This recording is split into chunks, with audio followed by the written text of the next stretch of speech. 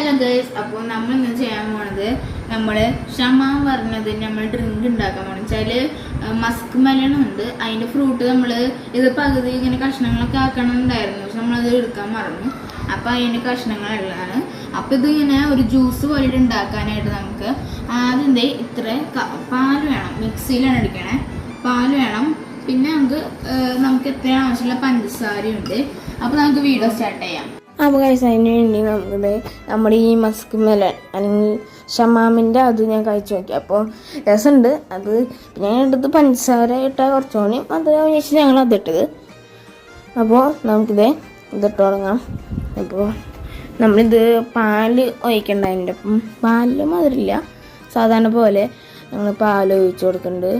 പിന്നെ തുണ്ട് പഞ്ചസാര ഞങ്ങൾ ഇടുന്നുണ്ട്. അത് ഒരു ജസ്റ്റ് ഒരു മധുരം ആവാനായിട്ടാണ് നിങ്ങളത് ഇടണേ.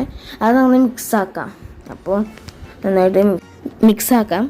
അപ്പോൾ നമ്മൾ മിക്സ് ചെയ്തപ്പോൾ നമുക്ക് നമ്മുടെ ഇതാണെങ്കിൽ കുറച്ച് കട്ടി കൂടിയെന്ന് വെച്ചാൽ സ്മൂത്ത് ആയില്ല. അപ്പോൾ നമ്മൾ കുറച്ചുകൂടിയും പാലിട്ട് കൊടുത്തിട്ടുണ്ട്, കുറച്ചിട്ടുണ്ട്.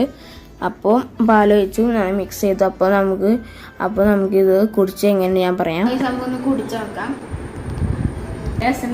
ഇത്രയുള്ള വീഡിയോ ഇഷ്ടപ്പെട്ടാൽ ലൈക്ക് ചെയ്യുക, ഷെയർ ചെയ്യുക, സബ്സ്ക്രൈബ് ചെയ്യുക, കമൻറ്റ് ചെയ്യുക. Bye bye.